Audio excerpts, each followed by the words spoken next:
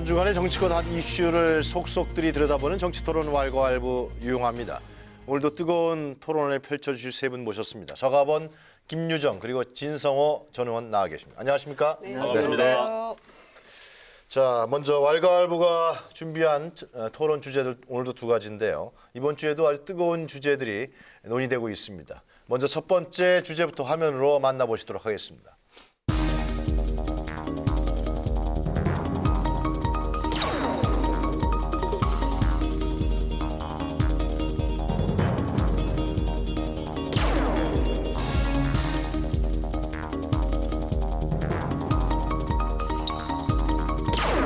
사회적 대타협만이 대한민국의 위기 해소를 위한 유일한 탈출구입니다. 사회적 연대위원회를 통해 새로운 나라의 미래를 열 수 있도록 정치권과 경제 주체 모두의 대승적 결단을 호소합니다.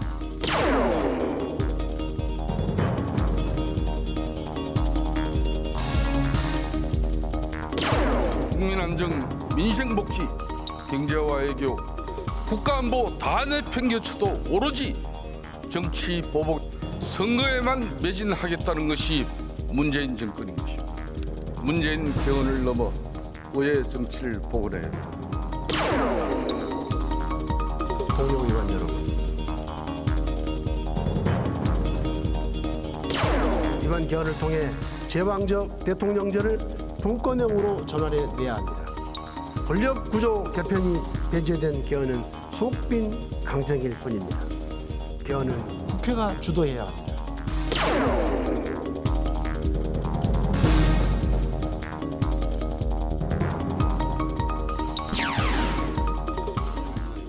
예, 왈가왈부 오늘의 첫 번째 주제는 여야 올해 첫 번째 국회 교수단체 대표연설이 있었습니다. 그 주요 내용과 평가를 한번 세 분 모시고 하도록 하겠습니다. 네, 지금 그 화면에 이제 그 우원식, 김성태, 김동철 원내대표의 대표연설 장면이 나와 있었는데요. 우원식 대표는 사회적 연대위원회 구성을 얘기하고요. 그리고 이제 3대 정치개혁에 대한 문제, 부동산 대책도 얘기를 했었죠. 그다음에 김성태 원내대표는 현 정부가 정치보복과 선거에만 매몰되어 있는 정부다, 이렇게 강하게 아주 비판을 했습니다.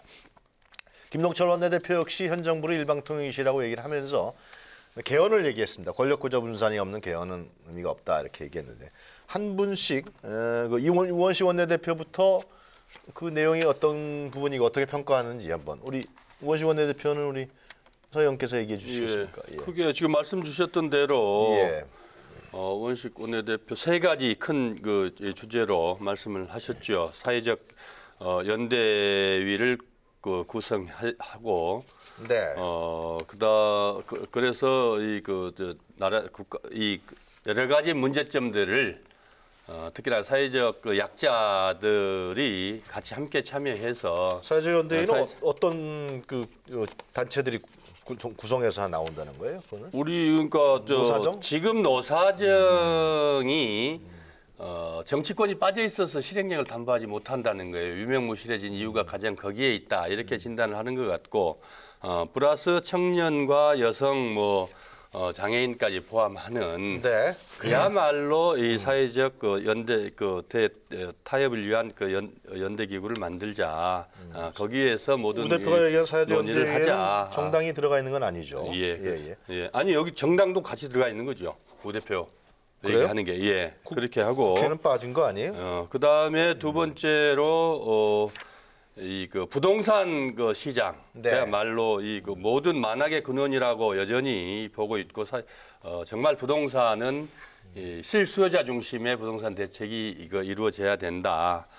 그래서 부동산 시장에 대해서 개혁에 대해서 강력하게 주장을 했고, 세 번째로 3대 정치 개혁, 이른바 네. 개헌, 권력기관 개혁, 네. 그다음에 선거제도를 일괄해서 하자. 특히나 어쨌든 개헌 문제는 지방선거 때 같이 이루어질 수 있도록 하자는 거였고, 의미 있는 게 이게 권력기관 개혁, 이른바 공수처장의 추천안을 야당에게 주는 것을 검토하겠다. 그래서 좀 더 속도감 있게 논의하고 계획을 이뤄내자. 그다음에 이제 선거제도 교육도 역시 마찬가지로 일괄해서 이렇게 추진하자 이렇게 주장을 했고요. 세 번째로 그렇게 큰 틀에서 예. 그렇게 주장했는데 어쨌든 집권당의 원내대표로서 관록이 묻어나고 그다음에 여러 가지 의미 있는 대안들을 그 야당에 제시함으로써 예. 좀 더 국민들에게 이 소구력이 있었다, 책임감이 있는 원내대표의 연설이었다, 뭐 이런 평가를 받는 것 진용균 같습니다. 사회적 연대위원회 제안에 대해서 어떻게 보세요? 그러니까 우원식 원내대표가 저는 야당 시절 의원 시절에 얼지로위원회 위원장을 맡은 적이 있습니다. 그래서 나름대로 국민들의 민생에 대한 관심이 많은 것은 좋으나 아직 이분이 여당의 원내대표라는 걸 갖다가 확실하게는 모르고 있다는 생각이 좀 듭니다. 왜냐하면 자 일단 사회적 연대위원회 취지는 저는 좋다고 봅니다. 그렇지만 이런 예. 아이디어는 야당은 낼만 합니다. 왜냐하면 이 아이디어의 기본은 뭐냐면 민생 위기를 극복하기 위해서 사회의 노사정 말고 더 많은 주체, 그러니까 뭐 여성, 청년, 여기 보면 비정규직, 뭐 중소기업, 영세소상공인 대표까지 참가하는데 네. 취지는 좋지만 회의를 한번 해보십시오. 이 많은 분들이 다 들어와서 회의한다? 저는 그러면 국회를 왜 만들었습니까? 국회야말로 대한민국 국민 다양한 계층의 국민들의 대표들인데 자 여기서 우원식 원내대표가 낸 이 사회적 연대위원회라는 취지는 좋으나 여기 들어오는 이 많은 분들의 그러면 이익을 갖다 다 그러면 타협을 하기가 쉽겠습니까? 노사정위원회도 안 된 게 김대중 대통령이 이걸 만들었는데 민노총 바로 안 들어와 버렸습니다. 그래가지고 지금 문재인 대통령 들어와서 민노총 겨우 끌어들이는 찰나인데 다시 사회적 연대위원회를 하겠다? 더 많은 분들이 나와서 그러면 비정규직 노조가 들어와서 그러면 타협을 또 한다. 저는 지금 있는 거라도 제대로 하라는 것이고요. 또 하나는 우원식 대표의 이 연설을 들으면 마치 야당에서 뭔가 더 많은 이제 국민들의 의견을 수렴하겠다는 의견이 있을지 모르지만 부동산 문제 이런 거에 대해서는 지금 부동산 정책을 하는 사람이 누굽니까? 정부 여당 아닙니까? 그런데 지금 부동산 정책을 갖다 했는데 그 진정성을 제가 의심하는 건 아니지만 결과적으로 어떻게 됐습니까? 강남 집값 폭등하고요. 지방은 떨어지고 있습니다. 그러면 여기에 대해서 진지한 반성이나 처방이 나와야지 왜 이렇게 이런 식으로 모든 옵션을 강구하겠다? 당연히 강구해야죠. 정부인데 민주당이 여당인데 그런데 이번에도 보면 부동산 이야기를 했지만 보유세 인상, 분양원가 공개 등 모든 옵션을 고려한다고 했지만 뭐 하겠다고 대책 나온 게 있습니까? 저는 원내대표, 여당의 원내대표라면 적어도 좀 더 구체적이고 예. 집권당의 또 의지를 담아야 되는데 이번에 우원식 원내대표는 굉장히 많은 메시지를 던졌고 저는 뭐 그중에 많은 부분은 공감하지만 여당의 원내대표로서는 뭔가 5% 부족한 저는 이런 좀 아쉽다는 생각이 좀 듭니다. 2%가 아니라 5%? 저는 5% 많이 5%. 부족합니다. 예. 아, 근데 사회적 연대위원회는 통합을 강조한 거 아니에요? 집권 여당 입장에 봤을 때? 네, 뭐 여당 원내대표가 할 수 있는 좋은 얘기는 다 한 것 같아요. 우원식 원내대표가. 그런데 네. 제가 전체적인 느낌을 이 연설을 듣고 봤을 때는 상당히 좀 구체성이 많이 결여돼 있다. 구체성이? 네, 그런 생각이 들었고요. 이제 공정, 뭐 혁신, 사람을 키워드로 해서 여러 가지 이제 정책 안들을 내놨는데 진 의원님 말씀에 저는 일정 부분 공감하는 부분이 있습니다. 그러니까 국무회의라는 게 있고요. 정부부처의 의견들을 조정할 수 있는 컨트롤 타워가 청와대에서 대통령 중심으로 이루어지고 있고 특히 이제 사회적 연대위원회라는 것은 여야 그리고 모든 경제 주체가 참여하는 것을 국회 안에 만들자 이 얘기거든요. 아, 그래요? 국회 안에 구성하자는 것인데 어떤 경제 주체들이 들어가야지 모든 그 분야와 계층의 대표성을 담보할 수 있는 것인지 저는 잘 선뜻 와닿지가 않았고요. 기본적으로 국회 안에 여러 지금 구성되어 있는 기구성되어 있는 여러 가지 특위, 그다음에 국무회의, 각 부처들이 얼마든지 할 수 있는 일들을 제 위치에서 제 역할만 제대로 할 수 있다면은 충분히 이루어질 수 있는 일들을 또 다른 기구를 또 만들자라는 것은 그냥 여당 대표가 할 수 있는 굉장히 쉬운 얘기를 했다. 저는 아주 손쉬운 얘기를 했던 거라고밖에 보여지지 않고요. 그리고 이제 각자 위치에 좀 제대로 하면 얼마든지 할 수 있는 일들을 국회 안에 그다음에 정부 부처에 얼마나 많은 위원회가 있습니까? 그 위원회들 또 그 안에 구성원들은 몇 가지 그 위원회 위원들로서 겸직을 하고 있는 사람이 대부분이에요. 그러니까 이렇다 할 새로운 얼굴들도 없는 것이죠. 그래서 위원회 만들고 또 만들고 하는 게 중요한 것이 아니라 정책의 좀 구체성들을 띠고 오늘 좀 발표했던 게 훨씬 좋지 않았을까 이런 생각이 들고요. 지금 이제 또 하나 그게- 짚고 싶은 거는 또 하나. 시민의회라는 거를 뭐 만들어야 된다. 시민의회 역할을 강조한 부분이 있어요. 그러니까 국회 안에서 당장 뭐 해결하기 합의가 어려운 부분은 그런 법안이나 현안들에 대해서는 각종 뭐 그 다양한 의견들을 가진 국민들을 참여시켜서 뭐 의견을 수렴한다. 배심원제인가? 그러니까 그것 또한 저는 굉장히 좀 모호하다고 생각해요. 이 사회적 연대위원회와 이 시민의회는 또 어떤 차이가 있으며 뭐 참여하는 주체가 조금 다르고 이름만 바뀐 것뿐이라고 생각하거든요. 그래서 저는 차제에 의회 민주주의의 어떤 기본으로 돌아가야 된다. 그래서 국회 안에서 여야가 좀 합의를 해서 함께 할 수 있는 얼마든지 그런 그 국정 운영 능력을 정부와 이 여당이 보여주는 게 중요하지 뭔가 자꾸 만들어서 이걸 해결하려고 하면 만들다가 시간 다 갑니다. 레토릭 성격이 강하다. 뭐 네. 그런 말씀이신 거예요. 예. 아주 두 분 다 충분히 문제 제기를 할 수 있고 또 의미 있는 그 지적들이라고 생각을 합니다. 사실 예. 집권당은 잘 아시다시피 말씀 주신 대로 이 청와대 그 정부와 더불어서 이 국민들에게 책임감 있게 뭔가를 만들어 정책을 만들어내서 실행하는 그런 역할들을 해야 되는 게 집권 세력 아니겠습니까? 그러라고 정권 주는 것이고 네. 집권당이 만들어 주는 것인데 문제는 지금 우리 사회가 지금 당장 국회부터 여소야대 극도의 여소야대고 그다음에 지난 10년 동안 이른바 국정농단이라 그러죠. 그러면서 이 사회적으로 여러 가지 이 갈등 요소들이 많고 특히나 이제 그 중에서도 사회적 약자 세력들, 말씀 주셨던 노동자들이라든지 비정규직이라든지 여성이라든지 청년들 많은 문제들이 노정돼 있는데 어느 것 하나 이렇게 책임 있게 이게 해결해 나가지 못하고 특히나 이제 노사정위원회에서 일정 정도 이렇게 했습니다만은 말씀 주셨던 대로 그렇게 싹 이렇게 과거 정권부터 쭉 역할들을 못 해왔는데 이제 비로소 민노총이 참여하면서 좀 그래도 논의 틀을 만들어 나가는 것은 의미가 있지만은 그것만 가지고는 부족하다. 특히나 이제 기존에 국회가 빠져 있어서 실행력도 크게 담보하지를 못한다. 이런 문제 의식 속에서 어쨌든 뭐 모든 것을 백화점식으로 다 얹어놓고 우리 최성호 의원님처럼 그럴 수야 있겠습니까? 그러다 보면은 이렇게 큰 틀에서 사회적 대타협 기구를 주장해 놓으면 그러면 이제 구체적으로 그게 구성 요소가 어떻게 될 것인지 그다음에 주제들은 어떤 주제들을 우리가 네네, 사회적으로 구체성이 결여돼 있고 중복돼 그렇게 있다는 하나하나들이 이제 그 스텝 바이 아니, 스텝으로 아니. 가는 것이지. 그러니까 구체성이 결여돼 있고 중첩돼 있다라는 문제 제기에 대해서는 어떻게 보세요? 실제로 이제 지금 이 원칙을 던져 놓으면은 그렇게 그걸 가지고 이제 그 구체적인 건 뭐냐라고 얘기하면 이제 그 다음 단계에 또 들어가는 거지요. 그러니까 그거는 이제 이게 그다음 국회에서 단계다, 대표 연설에서 이 정도 연설들은 큰 문제 제기와 의미를 부여했다 이렇게 보여지고요. 네.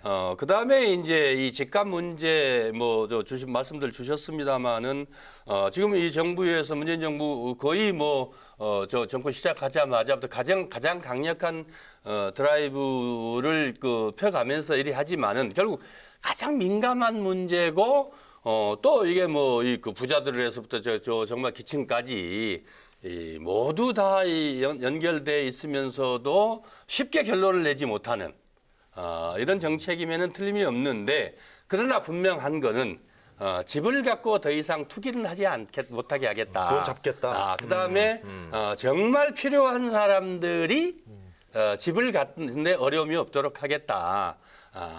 구체적으로 그 정부에서는 이제 공공주택, 임대주택이라든지 공공주택을 그래요. 좀 보유를 확대를 늘리게 하겠고.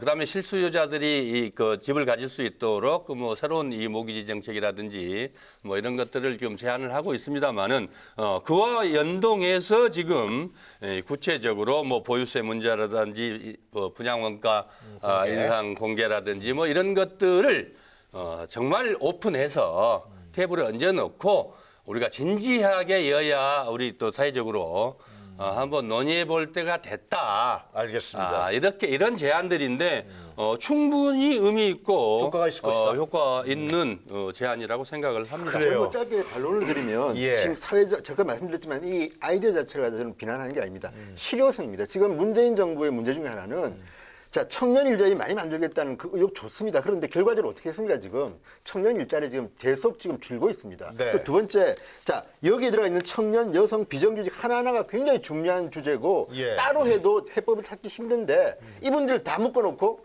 우리 대타협하자? 이게 되겠습니까? 비정규직과 이 노조와의 문제는요 지금 해결이 잘 안 됩니다. 왜냐하면 아까 그 김성태 원내대표가 뭐 이야기 좀 했지만 이게 지금 비정규직과 노조와는 또 다른 갈등이 있습니다. 그런데 이걸 갖다 한 군데 모아놓고 타협을 하자? 저는요 이런 아이디어들이 물론 우원식 원내대표가 어떤 보관이 있는지 제가 구체적으로 잘 모르기 때문에 뭐 섣불리 비판이 힘들겠으나 네. 조금 더 강론을 가야 되는 게 아닌가 싶고요. 집값 문제도 저는 지난번에 김현미 장관이 집값 대책 발표할 때 참 취지는 좋으나 지난 노무현 전 대통령 때처럼 그때도 부동산 폭탄이라고 그러지 않았습니까? 폭탄, 세금 폭탄이라고 그랬는데 지금도 보유세를 갖다 한다 그러면요. 저는 강북에 삽니다. 서울 강북에. 그런데 또 지금 강북에 있는 많은 분들이 지금 걱정하는데 6개월 전부터 지금 걱정했던 게 뭐냐면 또 강남 집값 오르는 거 아닌가. 왜냐? 이렇게 하면 보유세를 강화하면요. 시장은 반대로 반응할 수가 있습니다. 그러니까 저는 지금 김동연 장관하고 경제부총리하고 우원식 원내대표는 지금 말이 좀 다르거든요. 지금 네. 언론 보도되는 걸 보면 여당 원내대표면 경제부총리하고 말 좀 맞추라고 저는 충고드리고 싶고 왜냐하면 지금 경제부총리님 이 보유세 때문에 코너에 몰려 있습니다. 인터뷰 하나 예. 잘못했다가 그런데 이 와중에 원내대표가 여당 원내대표가 이렇게 말을 꺼내게 되면 국민들이 경제적으로 합리적 계산하는데 굉장히 헷갈립니다. 저는 이런 문제에 대해서는 원내대표가 좀 더 이런 부동산 정책은 알겠습니다. 조율을 좀 더 해라. 네. 이런 충고를 좀 드리고 싶습니다. 네, 하여튼 사회적 연대위원회도 중요한데요. 여당 내 소통이 우선 중요한 것 같고요. 보유세 관련해서 이 부동산 대책이 뭔가 굉장한 이 효과나 결과를 가져올 것처럼 김현미 장관 나와서도 얘기를 했었고 정권에서 강조를 했습니다마는 결론적으로 제가 말씀드리고 싶은 거는 이 다주택을 보유하고 있는 이 내각의 장관들 중에서 그거를 판 사람이 한두 명에 불과하다는 보도를 본 적이 있어요. 그런데 여기다 대고 보유세를 강화하겠다 이런 이야기들이 국민들에게 어떤 느낌으로 다가올지에 대해서 네, 정권이 좀 알겠습니다. 각성할 필요가 있다 네, 생각합니다. 하여튼 여당 원내대표가 제안한 거니까 말씀하신 대로 이런 문제가 이번 국회에서 2월 금식회에서 서로 간에 여야 간에 논의가 되고 또 중요한 또 합일점들을 뭐 중간점들을 지금 가장- 균형점들을 잡아가면 좋겠다. 그렇게 정리를 하죠. 그렇죠. 예. 자, 김성태 원내대표 얘기 좀 하겠습니다. 김성태 원내대표는 굉장히 원고에도 없는 얘기를 막 했어요. 그죠? 작심한 것인데. 그래서 그 뭐 여당 의원들이 웅성웅성거리고 또 야당 의원들은 잘한다 그러고 그랬다 그러는데 그거 어떻게 보셨습니까? 정치보복 얘기도 하고 문재인 정부가 상당히 정치보복과 선거만을 위한 정부다 이렇게 공격했던데요. 어쨌든 이제 네. 막 원내대표를 시작해서 그런가요? 좀 이 됐어요? 마음은 급하고 네. 몸은 안 따라주고 뭐 그런 거 아닌가. 예. 정말 이 당 국회에서의 이 당 대표 연설이 어떤 연설이고 어떤 의미를 갖는지에 대한 아직 그 학습이 좀 덜 된 거 아닌가. 그래요? 이런 생각이 좀 들고요. 그래서 실제로 거의 모든 자유한국당을 빼놓은 모든 당으로부터 아주 또 언론으로도 그렇고 혹평을 받았지 않습니까? 실제로 어느 정도 그래도 이 격조가 있어야 되고 또 국민들에게 아무리 야당을 비판을 하더라도 또 집권당 불과 몇 개월 전까지 집권당 아니었습니까? 집권을 했던 야당으로서 네. 좀 더 책임감 있는 대표 연설했으면 좋겠다. 특히나 무슨 국정감사에서도 흔하지 않은 정말 그냥 아니면 말고식의 그런 정치적 주장이 남발돼서 눈길을 끌었던 것 같습니다. 실제로 예. 타임스퀘어의 문재인 대통령 생일 광고 그 얘기도 했어요. 예, 그게 원내대표가 국회에 당대표 연설로 할 얘기인지 그러면 일베들이 한 노무현 대통령 비난 광고는 자유한국당에서 사주한 겁니까?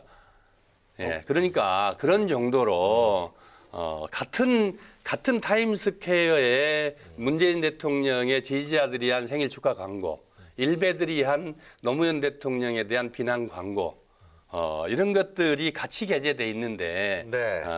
같은 시기에 그런 것들에 대해서 오히려 큰 틀에서 문제 제기를 했으면 더 좋았겠다는 생각이 드는 것이고 640만 불도 마찬가지 아니겠습니까? 그 그런 얘기가 것들이 있죠? 그런 것들 오히려 정말 국정에 관해서 하나하나 문제 제기를 할 것 같으면 구체적인 사례들을 그리고 그래요. 책임성 있게 하는 게 좋았겠고 또 대안까지 가지고 뭐 그게 옳든 옳지 않았든 또 문제가 있든 없든 야당으로서 또는 뭐 아까 원식 원내대표도 마찬가지고 또 야당 대표도 마찬가지죠. 그거 내놓으면은 그게 찬반이 있을 수 있고 또 뭐 호불호가 있을 수 있는데 그러나 최소한의 그런 대안들을 가지고 생산적 그 논의가 돼야 되는 것이지. 그래요. 정쟁의 장으로 대표 연설이 정쟁의 또 하나의 정쟁을 장으로 만들어 놓은 알겠습니다. 것은 좀 또 하나의 정쟁의 장이 문제가 됐다. 있었다. 김성태 원내대표 일단 연설은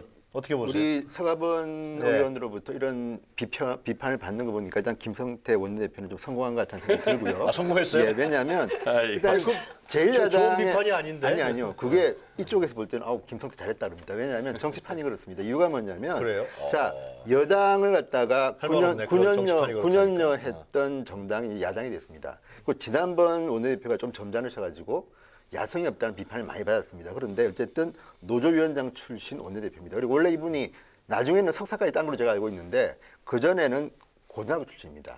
그러니까 쉽게 하면 이제 이 대학을 못 나온 중동 노동자 출신으로 국회의원까지 간 사람이기 때문에 스타일이 굉장히 좀 이 야전 스타일인데 이번 연설 들으면서 저는 느낀 게 김성태는 야당 원내대표로는 좀 어울린다는 생각이 들고요. 또 하나는 최저임금이나 노동자 문제나 비정규직 문제를 할 때는 꽤 길게 했습니다. 그리고 심지어는 빨간 날 이야기를 했는데 왜 빨간 날을 우리나라의 노동자들은 대기업이나 이 어떤 이 공기업 말고는 못 노냐는 부분을 굉장히 길게 하려 했는데 제가 듣기는 오히려 야당의 과거에는 이 한나라당부터 이쪽이 굉장히 대기업 대기업 이미지였지만 김성태가 말하는 노동자 문제는 제가 볼 때 좀 공감이 갔습니다. 그러니까 그런 문제는 제가 볼 때는 우원식 원내대표보다 오히려 노동 문제, 최저임금 문제는 더 진솔했다는 생각이 들고 네. 두 번째는 이 뭐 원고에 없던 이야기는 제가 한번 나중에 이야기하겠지만 이 김성태 원내대표가 강조한 것은 또 두 가지가 더 있습니다. 하나는 뭐냐면 안전 문제입니다. 저는 대형 참사에 대해서 우원식 원내대표가 좀 소홀했습니다. 상대적으로. 그런데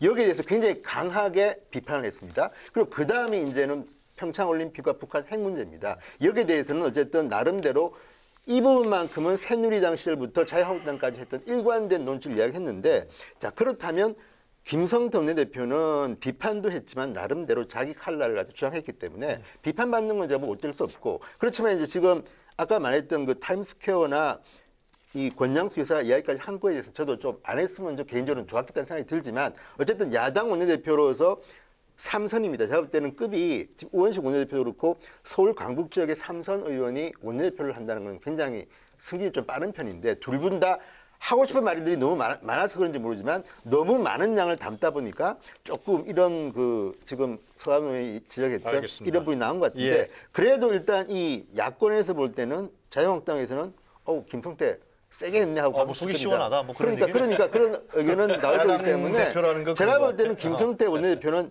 본인 장사는 좀 한 것 같다는 생각이 좀 듭니다. 속이 시원했다.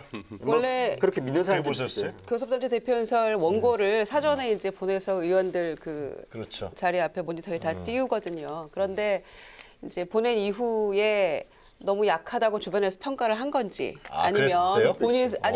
본인 스스로 그래요? 이 부분은 꼭 내가 얘기를 짚고 넘어가야겠다라고 생각한 건지 모르겠습니다만 굉장히 많은 부분이 원고가 바뀌어서 뭐 의도치 않게 많은 사람들이 오히려 집중해서 듣는 그런 효과는 있었습니다만 네. 본인이 원내대표 취임하고 나서 일성대로 하고 있는 것 같아요. 들깨처럼 그때 그 얘기 들깨처럼 있었죠? 싸우겠다 이랬는데 전방위적으로 그냥 이 날을 세우고 있는 것 같다는 생각이 우선 들었고요. 네.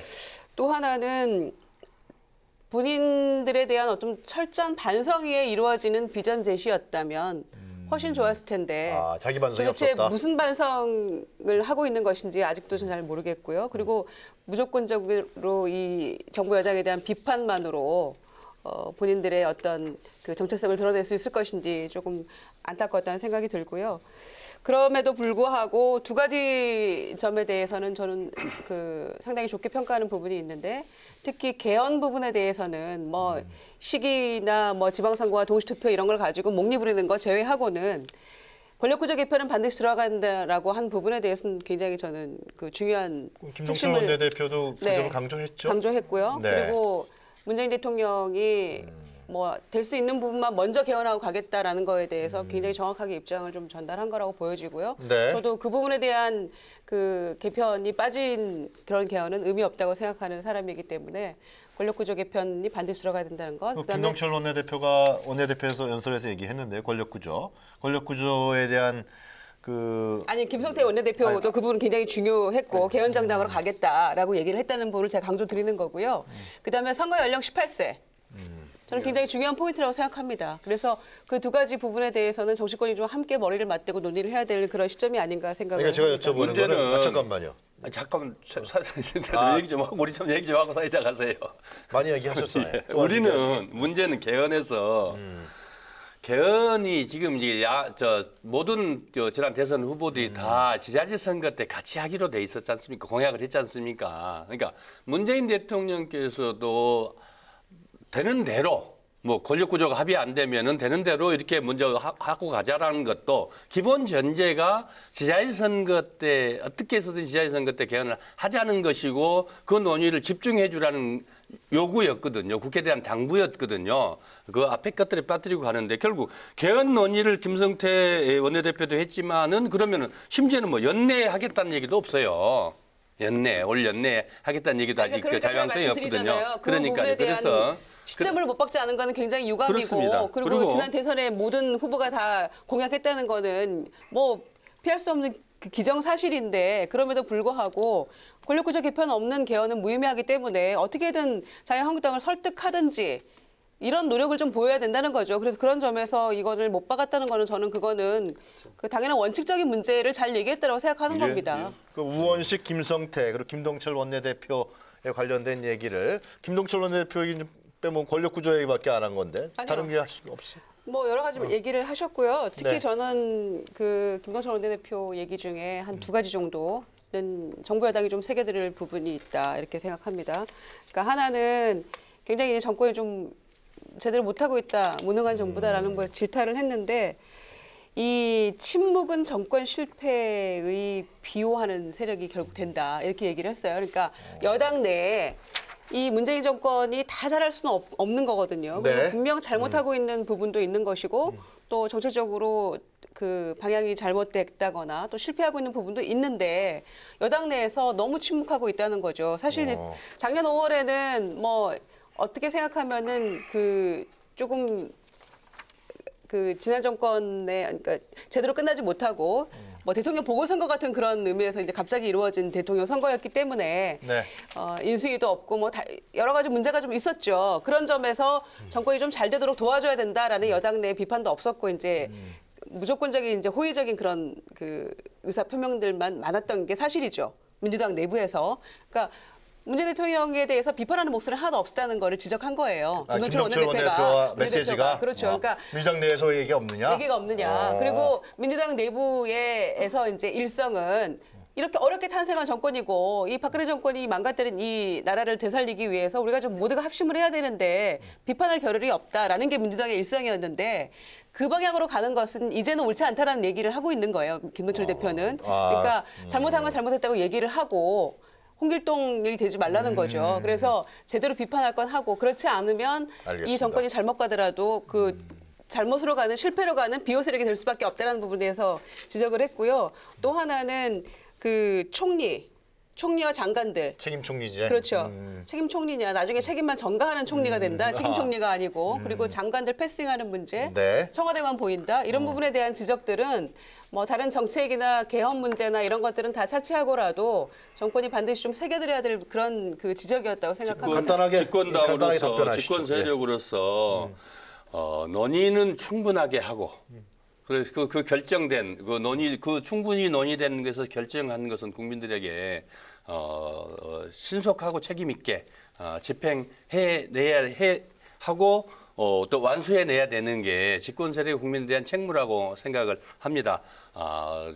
야당이나 언론처럼 집권당이 지금 당장에 서로 논의하지 과거의 정권처럼 청와대에서 당과 논의하지 않고 일방적으로 결정해서 심지어는 그 장관들에게 구두 보고도 안 받았잖아요. 구두 보고 필요합니까라고 대통령이 물을 정도로 그런 정권에서 우리 김유정 의원님의 말씀이나 김동철 그 원내대표의 말씀은 충분히 의미가 있다고 생각을 하지만 현 정부는 아니다. 현 정부와 당과 정부가 당정청이 충분히 이 모든 정책을 가지고 논의해서 안을 만들어서 당은 당의 역할로 정부는 정부로 청와대는 청와대의 역할들을 해가면서 지금 일사불란하게 해나가고 있는 것은 집권 세력으로서 너무나 국민들에게 알겠습니다.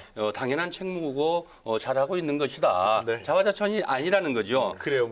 그런 것들이 과거에 그게 잘 안 돼서 집권 세력들이 다 국민들로부터 지금 이반이 됐던 거 아니겠습니까? 잘 되고 있다. 국민들이 불안해하고 있고 서현님 말씀 잘 되고 그런 있다. 것들을 그런 얘기죠?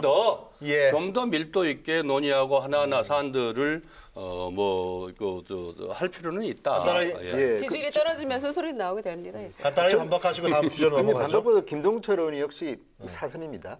예. 앞에 그 두 분은 삼선 의원인데 제가 볼 때는 나름대로 경륜이 좀 포함되어 있고 또 하나 저는 조금 놀란 게 뭐냐면 그 진단을 하는데 굉장히 조목조목 강하지는 않지만 차분하게 비판을 했는데 제가 볼 때는 김성태 원내대표보다도 김동철 원내대표의 이 연설이 저는 문재인 정부에 더 아팠을 거라고 봅니다. 그리고 마지막으로 이제 북핵 문제를 언급했는데 이런 이야기를 했습니다.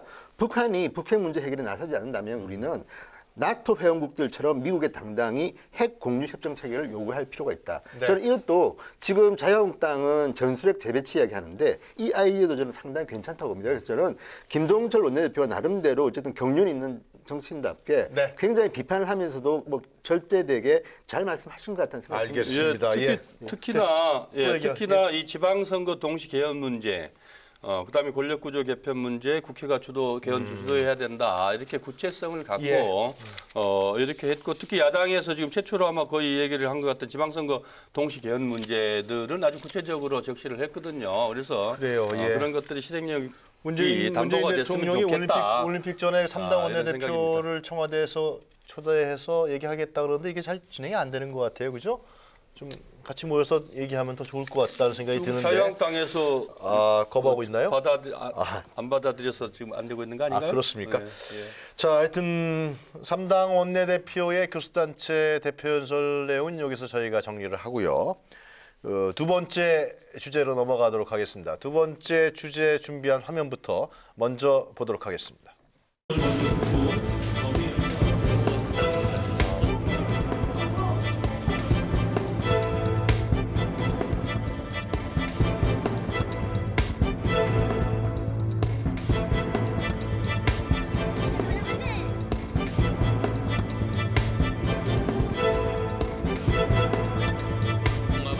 우리에게는 제2의 창당이며 개혁과 동서화합을 이뤄내는 새로운 역사의 시작입니다.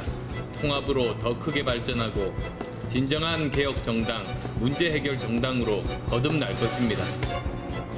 우리는 어제 5개 시도당 창당대회를 마쳤습니다. 지지자들을 속이지 않는 정치, 나보다 국민을 생각하는 정치, 진정한 새 정치로 국민들이 민주평화당을 사랑하도록 부탁드리겠습니다.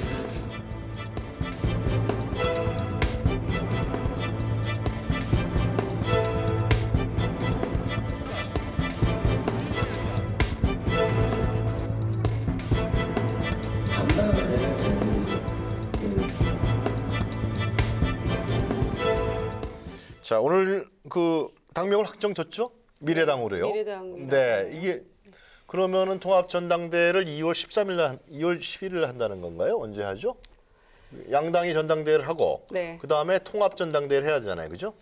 2월 13일인가 한다는 거죠. 13일 예정으로 예정되어 돼 있다고 들었습니다. 이게 예. 컨벤션 효과가 어떻게 있다고 보세요? 어떻게 보세요, 지금? 여러 가지로 복잡한 부분들이 좀 얽혀 있는 것 같긴 한데. 예. 우선은 2월 13일까지 창당이든 합당 통합을 해야만 국고보조금의 글쎄, 그 문제가 얘기가 걸려 있어서요. 나오더라고요. 2월 15일 날 그걸 15일 기준으로 이게 되는 선관위에 거라서 쓴다 그러더라고. 13일까지는 그 전까지는 뭐 이뤄야 되겠죠. 네. 그리고 보니까 이 당명 가지고도 상당한 기싸움이 있었던 것 같아요. 이건 어떻게 내부에서요? 네, 이름 굉장히 중요하죠. 사람에게도 이름이 그 갖는 의미가 굉장히 크기 때문에 네. 중요한데 이거 가지고도 이 국민의당하고 유승민 그 바른정당하고도 상당한 기싸움이 있었던 것 같아요. 유승민 대표는 그럼 뭐 바른국민당을 주장했던 건가요? 바른국민당은 안철수 대표 쪽에서 우리가 이 의석수가 더 많은데 바른이 앞에 나온 거에 대해서 탐탁지 않았다는 얘기도 있고요. 국민바른당으로 하면 될 거 아니에요? 그러면 국민바른당 하면 또 이 어감이 안 좋네요. 어감이 안 어감도 안 좋고. 좋고 또 약칭했을 때 또 뭐 여러 국바당. 가지 국바당 뭐 바국당 여러 가지 그렇다. 또 안철수 대표가 주장했던 미래당 미래당. 같은 경우에는 박근혜 전 대통령이 뭐 미래연합이라는 걸 맞아, 했었고요. 했었어요. 맞아. 그리고 또 이 박근혜 정권 시절에 뭐 미래창조부 포함해서 굉장히 미래를 강조했던 그런 또 이 아픈 트라우마가 있잖아요. 국민 모두에게. 그래서 그거는 또 좋지 않다라는 게 또 이제 그 유승민 대표를 포함한 쪽의 또 그래요? 주장이었던 것 같고요. 당명 하나를 가지고도 이렇게 지금 서로 그래서 뭐 여론조사에 붙여보자라는 얘기까지 나왔는데 여론조사 그러니까 당원 여론 그 당명을 모집해서 1등한 게 이제 바른국민당이었다는 거예요. 그런데 그 안에서 내부에서 이제 이런 여러 가지 기싸움이 있어가지고 1위를 뺀 나머지 안을 올렸더니 왜 1위를 빼느냐? 그럼 왜 당명을 공모했느냐? 또 이런 싸움이 있었다는 거죠. 네. 그래서 결국에는 이제 안철수 대표 쪽이 당명에서는 1승을 거둔 것 같아요. 아, 그래요? 예, 미래당으로 정했으니까. 의석수가 많아서 그런 건가요? 모르겠습니다. 그래 당명은 양보하고 내가 다른 걸 얻겠어라는 게 유승민 대표의 뭐 작전인지 모르겠습니다만은 미래당 대 민주평화당 잘 모르겠습니다. 이쪽은 또 민주평화당이에요, 네, 그죠? 호남 민심은 민주평화당에 뭐 거의 8, 90% 기운 건 사실인 것 같더라고요. 아, 그래요? 예. 어떻게 보십니까? 미래당 당명? 뭐 안철수 대표가 만약 그렇게 정하고 싶었다면 속셈은 지금 이제 민주평화당 쉽게 하면 반대파들이 간 정당하고 차별을 하는 건데 자 우리는 미래가 있고 저쪽은 미래가 우리보다는 약하다는 걸 강조하기 위해서 이런 걸 갖다 제시한 게 아니라 싶기도 민주평화당은 하고. 왜 미래가 없습니까? 아니 없다는 게 아니라 우리가 더 강하다는 걸 보여주기 위해서 무슨 말이냐면 아무래도 젊음이라든지 또는 이제 이 시너지 효과라는 게 저는 통합의 시너지 효과가 얼마나 나올지는 모르겠지만 네. 그걸 볼 때는 아무래도 미래를 갖다 강조하는 게 좋고 그게 사실은 지금 말씀하신 것처럼 저는 정치라는 게 경륜이나 이런 것도 중요하고 나이가 저는 중요하다고 보지 않습니다. 그렇지만 안철수 대표가 생각할 때는 아무래도 민주평화당은 지역이라든가 연령이라든가 이걸 볼 때 우리보다 미래가 불투명하다는 걸 주장하는 거죠, 그쪽은. 그러다 보니까 미래당을 정한 것 같은데 미래당이 사실은 드라마나 영화에서 한 번씩 나온 이름입니다. 그런데 문제는 미래당이라고 예, 그래서 드라마에 나와요? 젊은 아니 보면 아니 뭐 그런 기억이 좀 납니다. 그런데 미래당이라는 걸 쉽게 붙일 때 보면 우리가 미래, 한국 또는 뭐 민주, 뭐 정 이런 이야기를 하는데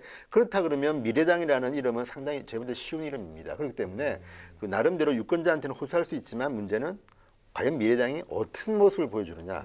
저는 저쪽에 간 저 민주평화당의 분들이 상당히 이름만 되면 이 쉽게 말하면 한 명이 뭐 여러 명 일을 할 만한 정치 팔구단들이 많이 있기 때문에 네. 결코 미래당이 이 민주평화당한테 호락호락 이기가 쉽지 않습니다. 그렇기 때문에 저는 이름을 갖다가 단순하고 조금 젊은이들이 유리한 좀 이해하기 쉬운 거로 지어가지고 조금 젊은 유권자에 소구하기 위한 게 아닌가. 미래당 제 첫 번째 제 뭐 딱 듣고 난 지 생각은 그겁니다. 아, 젊은 사람들 네. 생각을 좀 했구나. 이런 생각이 이름은 잘 지은 것 같아요. 아, 그래요? 네, 저 바른 국민 아니 좋고 나쁘고 바른국민보다 얘기하는 게 낫다? 아니잖아요. 바른국민당과 미래당 하면은 그래도 뭐 미래당이 더 낫지 미래당이 않나요? 그러나 이제 당이란 정당이라는 게 물론 이제 미래지향적이고 미래의 가치를 뭐 추구하고 뭐 여러 가지 활용도가 있겠습니다만은. 그래도 이제 당이 그 짧은 이름 속에 당의 정체성들이 조금씩은 녹아들어 있는데 약간 좀 공허하긴 하지만은 그러나 뭐 또 정당이 그 이름 가지고 또 어떻게 하느냐가 중요한 거 아니겠습니까? 그러나 또 당명 쉽고 모든 사람이 알기 쉽고 또 기억하기 좋아서 또 뭐 미래 하면 왠지 좋아 보이잖아요. 그럼 괜찮은 것 같아요. 그 새로 그 통합 신당이 만들어지면 미래당이 만들어진다 그러면은 어느 정도의 그 플러스 효과, 컨벤션 효과가 발생한다고 실제로 보세요? 지금 모든 여론조사에서 거의 모든 여론조사 한 5% 정도 현재 나오는데 5% 정도, 그러니까 두 당 합치는 것보다는 약 한 5% 정도의 그 플러스 효과가 15% 있는데 이상으로 나오네. 지금 그러니까 5% 정도 플러스 효과가 있는데 그보단 좀 더 어쨌든 컨벤션 효과가 있지 않겠습니까? 그러면은 예, 현재도 뭐 최근 조사한 거에 보면은 저 국민의당 그 자유한국당보다 높게 지금 2등으로 나오고 그건 20%까지는 안 되지만 20% 육박하게 지금 지지율이 이거 나온 것도 있지 않습니까? 그런 것을 보면은 여러 가지 이제 갈등 요인들보다는 당장은 이게 이 창당의 새 기운들이 또 새로운 모습들이 어쨌든 또 선거와 같이 맞물리면서 어쨌든 그 야권 세력에서는 지지자들은 어디론가의 이 그 마음을 이제 슬슬 줄 때가 됐거든요. 그런데 지금 홍준표 대표를 필두로 하는 자유한국당이 이 꼰대, 오늘 또 뭐 꼰대가 핵심 키워드가 돼 있더라고요. 내가 왜 꼰대냐고 뭐 이 항변을 하고 있는 홍준표 대표의 모습들을 보면서 젊은 사람들이라든지 유권자들이 거기에 무슨 기대가 있겠냐라고 예, 보면은 어쨌든 우리 사회에 그건 이 절반에 가까운 그 야권 세력이 있지 않습니까? 지지자들이 있지 않습니까? 그분들이 표를 얼마만큼 지지를 끌어낼 것인지 저는 당장에 조금 약간의 효과는 있을 것 같아요. 미래당이 지방선거 지형을 바꾸는데 상당히 역할을 할 수가 있다. 그렇게 보시는 그거하고는 거예요? 좀 다르다고 그건 봅니다. 달라요? 왜냐하면은 그건 이제 강력한 또 지지 기반이 필요한데 지금 그 미래당의 유승민 그 걔가 이른바 TK의 강력한 지지 기반을 갖고 있지도 않고 네. TK에서는 오히려 배신자 세력이라고 지금 낙인 찍혀서 거기서 그 낙인을 벗어나지 못하고 있어서 힘들어하는 거 아니겠습니까? 네. 뿐만 아니고 또 국민의당 안철수 당이 강력한 지지 기반은 사실 호남이었거든요. 그렇죠. 네, 호남에서 지금 아마 거의 뭐 호남은 포기하고 가자 이렇게 지금 하고 있는 거 아니겠습니까? 그러면은 당선을 위한 후보들이 당선되기 위한 이 절대 지지 기반이 어디서 나올 것인지 미래 세대에서 나올 것인지 그거는 좀 불확실하죠. 미래 세대라는 건 몇 살? 모르겠어요, 저도. 그래. 저도 모르겠어요. 저는 좀 회의적인 게 네. 제가 얘기할 기회가 전혀 없었던 것 같아요. 아니 뭔지 아세요? 그러면? 처음에 얘기하셨는데. 아니요. 제가 그 당면 관련해서 하고 싶었는데 아, 그래요? 지나쳤기 때문에 패스를 해야 될지 모르겠습니다만은 지난 대선 때 미래로 가자라는 게 슬로건 중에 하나였어요. 안철수 대표가. 그 현실에 당장 젊은 청년들이 먹고 살기 힘든 이 마당에 네. 미래에 대한 얘기를 자꾸 해서 어떨지 모르겠다라는 우려의 목소리가 있었어요. 당내에서. 그런데 당명을 미래당으로 해놓고 나서 이 청년들에게 과연 희망을 줄 수 있을 것인가에 대해서는 저는 좀 의구심이 드는 건 사실입니다. 그런데 굳이 고집을 해서 미래당으로 했다고 하니까 이제 조금 결과는 지켜봐야 될 것 같습니다만은 이번 지방선거에서는 수도권에 지금 승부를 걸고 있는 거잖아요. 영호남 화합이라는 그 기치하에 네. 일부 지금 이제 호남 의원들이 합류를 했고 그리고 유승민 대표를 필두로 한 이 영남과의 이 통합을 통해서 수도권과 그다음에 나머지 이제 호남에 기대를 건다고 표면적으로 얘기합니다만은 함께 합류한 의원들이 얼마만큼의 힘을 발휘해서 그 성과를 거둘 수 있을지는 저는 미지수라고 보여지고 네. 매우 어렵다 이렇게 보여집니다. 그래서 수도권에서 이 승기를 잡겠다라고 얘기를 하고 뭐 젊은층을 공략하겠다 이렇게 얘기를 합니다만은 결과적으로 민주당이 어부지리를 주는 게 아닌가 그런 우려를 해봅니다. 지금 잠깐만요. 지금 최종 논의가 다 됐나요? 중재파 의원들이 어디 갈 건지를 지금? 얘기가 됐죠. 그리고 지금 박주선 부의장, 김동철 원내대표, 고 주승용? 네, 주승용 전 원내대표 이 세 사람은 통합 쪽으로 가기로 결정을 미래당으로 가는 했고요. 걸로? 미래당으로 가기로 결정을 했고 그리고 황교안 의원이 그 원래 중재파에 속해 있다가 민주평화당으로 가기로 했고요. 네. 이영호 의원은 거취를 분명히 하지 않았습니다만은 통합적으로 가지 않는 건 기정사실인 것 같고요. 그리고 이제 명확하게 의사표명하지 않은 두 명의 호남 의원이 있는데 누굽니까? 송기석 의원과 송금주 의원이에요. 예. 예, 그래서 두 사람이 명확하게 갈지 왜냐하면 송기석 의원 같은 경우는 안철수 대표의 비서실장인데 가장 측근이었는데 최근에 어떤 이 절차적 민주주의에 위배된다. 이거는 꼼수다. 전당대회도 안 하고 뭐 통합하고 이런 여러 가지 절차 문제와 관련해서 그런 조금 잘못된 부분에 대한 그 의견 표명을 했기 때문에 결과적으로 어떻게 될지는 모르겠어요. 그럼 의석수가 지금 어떻게 되는 거예요? 의석수가 지금 호남 전체 그러니까 광주 전남북이 28석이에요. 28석. 그중에서 국민의당이 차지하고 있는 게 23석입니다. 아, 6석은 민주당에서. 23석이고 예. 아니요.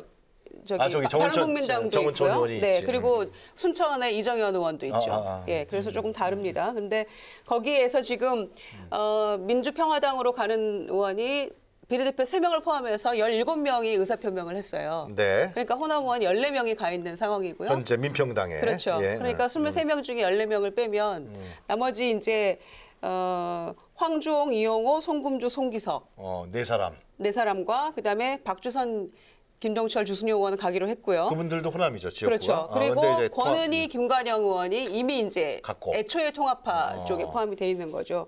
그런 상황이어서 민평당 같은 경우에는 지금 어떻게 계산을 해도 당장 창당하는 과정에서 교섭단체를 구성하기는 조금 어려운 상황이죠. 어렵다. 예. 그러면은 새로 창당되는 미래당은 한 30석은 넘게 되나요? 그러니까 지금 그렇죠. 액면만 보면 30석은 넘는다고 보는 아, 건데, 그래요? 예. 근데 문제는 뭐냐면 제가 왜 지금 미래당의 미래를 갖다 낙관적으로만 보고 힘든 이유는 자 대개 총선이라든가 대통령 선거를 앞두고 이렇게 당이 합쳐지면 신의 주가 좀 큽니다. 그런데 네. 지금은 지방선거가 앞두고 있지 않습니까? 그런데 문제는 뭐냐면 지방선거는 스타가 광역단체장입니다. 네. 예를 들어서 서울시장, 부산시장, 경기도지사, 뭐 광주시장 이런 게 이제 광역단체장이 스타고 기초단체장은 사실은 뭐 중요하기는 하지만 네. 국민들은 국회의원만큼은 잘 모릅니다. 그런데 지금 와서 합쳐가지고 스타가 등장할 수 있는가? 그러니까 물론 등장할 수도 있겠지만 현실적으로 볼 때는 저는 명분은 충분히 있다고 봅니다. 나름대로 자 지난 대통령 선거에서 굉장히 젊은 층의 호응을 받았던 유승민이라는 정치인과 다음 안철수 당시 3.1이었지만 어쨌든 간에 20% 이상의 득표를 했던 두 명이 만났습니다. 그렇다면 제가 볼 때는 이 두 카드는 상당히 영향력이 있을 수가 있죠. 그런데 그러면 광역단체장 선거에 지금 내놓을 후보가 있느냐는 겁니다. 그래서 저는 어떤 생각이 드냐면 만약에 이 새로 만든 미래당이 미래를 갖다 확실하게 하기 위해서는 희생이 필요하다. 누군가 희생이. 그럼 그 희생을 할 사람이 누구겠습니까? 저는 유승민 아니면 안철수입니다. 그래서 저는 두 사람이 어디 나가야 된다? 그렇죠. 둘다 저는 나가야죠. 둘을 말고 예, 둘 다 나갈 수밖에 없는 게 그렇지 않고서야 어떻게 이 미래당의 미래를 보장할 수가 있습니까? 그러니까 물론 저는 민주평화당 그쪽은 뭐 박지원 의원이 전남도지사 이야기 나오고 오히려 저는 그 전남 광주에서는 한번 해볼만 합니다. 물론 민주당이라는 강적이 있긴 하지만 그런데 국민들의 관심을 받을 수 있는 지금 사실은 굉장히 화제가 되는 거는 부산시장 선거가 지금 굉장히 뜨겁고요.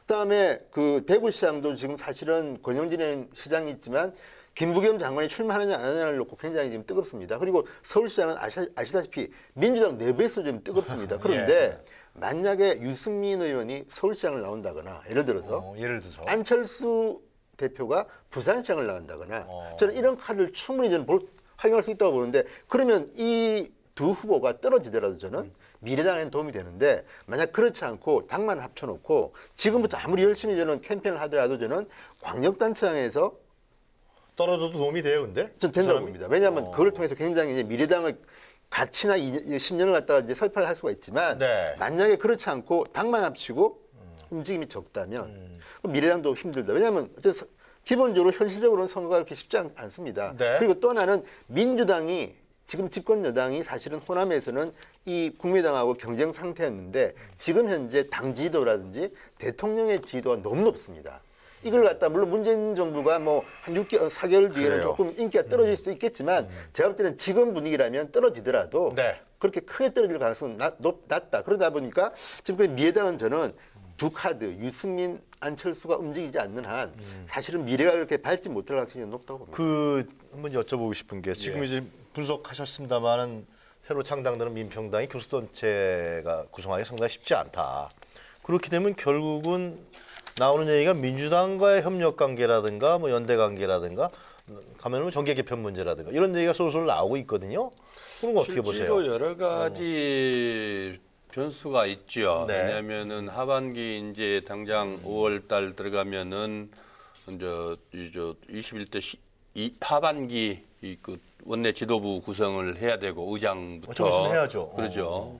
저 원구성을 다시 하게 되는데 결국은 의석수가 또 뭐 후보들 나오고 그러면 변동 요인도 있을 수 있고 최소한 또 뭐 10에서 가더라도 그렇고요. 두 번째로 이제 선거 전에 뭐 그럼에도 불구하고 선거 전에 특별한 변동 요인이 있을 것 같지는 않다고 보여집니다만은 선거 이후에 어쨌든 문재인 정권으로 봐서도 이제 본격적으로 1년이 지나거든요. 1년이 지나면은 그간에 이제 계획을 세웠던 것들 계획 세우고 국정 계획 세우고 했던 것들이 이제 구체적으로 하나하나 운영해 나가야 되는 과정인데 그러면은 이 국회에 강력한 백업을 받지 않으면은 가능성이 있다. 만만치 않거든요. 그러면 국민들이 언제까지 뭐 그 여소야대 국민이 그러니까 그런다. 그래 그럴 수밖에 없지 뭐 그래 이해한다. 그래도 열심히 해라. 이렇지는 않지 않습니까? 결국은 국민들은 뭔가의 이 성과를 기대할 수밖에 없는데 할 일들은 그러면 해야 되고 그러면은 강한 협치도 필요하겠습니다만은 또 불가피하게 알겠어요. 어려울 때 결국 아니, 그 유혹에 그 현실적 요구를 집권당이 121석 갖고는 아니, 근데 현실적으로 어려우면 당내 분위기는 어때요? 당내 분위기는 그러니까 당내 분위기 아직은 그런 분위기가 감지되지는 않죠. 분위기는 없지만은 그러나 이제 그런 그 현실적 이 책임감을 느꼈을 때 그러니까 우리 또 저쪽에서는 이제 총선도 국회의원들 알겠어요. 입장에서는 예. 총선도 다가오기 때문에 또 뭐 지금 민평당 입장에서는 또 아니, 서 의원께서는 이제 서로 지방선거 이후로 그럴 수도 얘기하셨는데, 있다. 예. 근데 지방선거 전에라도 선거 전에는 현실적으로 일당이 안 될 수도 있는 거 아니에요, 민주당이. 그래서 민평당 그거는 서로 간에 쪽을- 지금 홍준표 대표가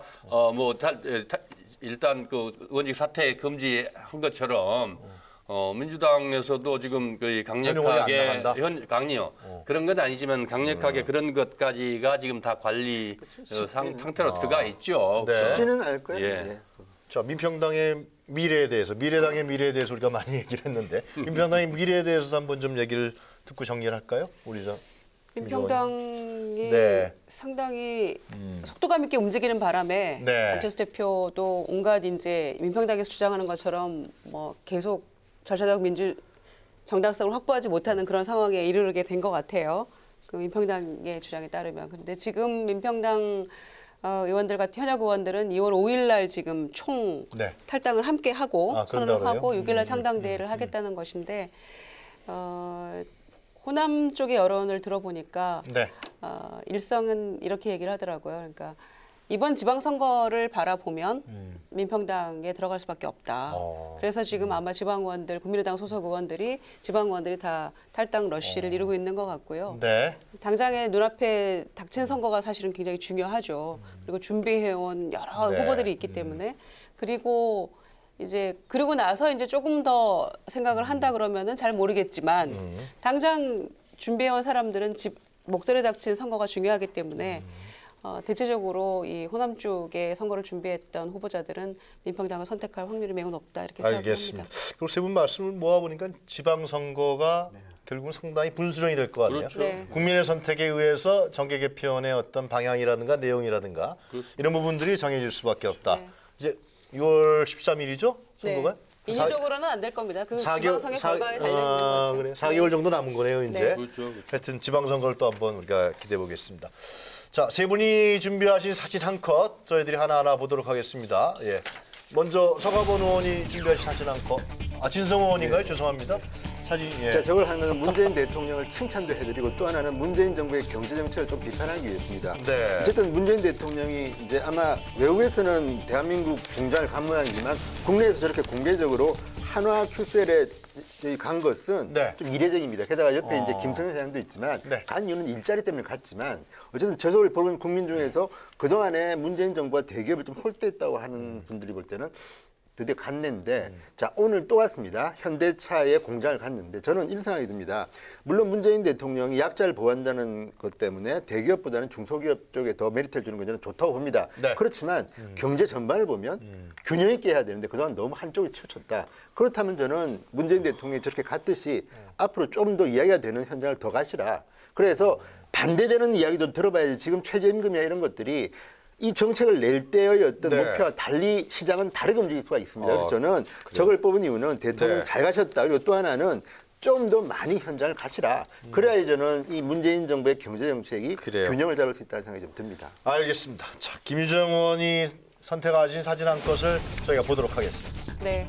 혼자가 아닙니다. 네, 예. 서지현 검사가 지금 이 검찰 내 이 성폭력 문제, 성추행 문제를 지금 공론화시켜서 굉장히 큰 사회적 이슈가 되고 있고 네. 반향을 불러일으키고 있는데요. 그래서 어쩌면 우리 모두가 또 다른 서지현 검사가 아닌가 이런 생각을 해봤고요. 네.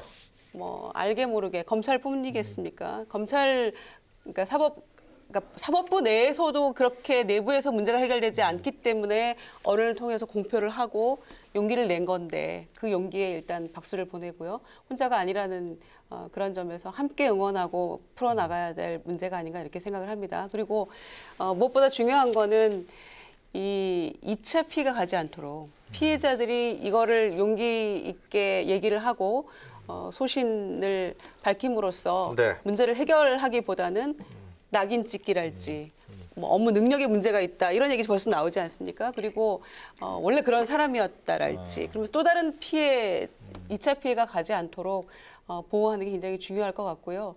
이 검찰 내부에서 일했으니 보통의 어떤 공공기관이나 일반 회사나 또는 대학이나 국회 내에는 없는지 저는 잘 네. 모르겠어요. 그래서 이런 문제들을 좀 차제에 함께 해결해 나가는 그런 모습이 굉장히 중요한 것 같고요. 그래서 이 서지현 검사에게 뭐 응원의 꽃바구니도 네. 가고 있고 저런 또 장미나 흰 장미를 들고 또 응원하고 있고 이런 것들이 함께 이루어지고 있는데 너도 나도 지금 정치권에서도 뭐 이재정 의원인가요? 뭐 나도 미투 운동도 함께 일어나고 있고 이런 상황인데 이번 기회에 정말 이거는 뭐 남녀의 문제도 아니고요. 조직 문화 그리고 사회 전반적인 어떤 이 성폭력이나 성희롱이나 성추행에 대한 인식을 좀 바꾸는 계기가 좀 되길 바랍니다. 하나 덧붙이고 싶은 거는 이걸 목격자들의 어떤 소신과 용기가 좀 필요하다고 생각합니다.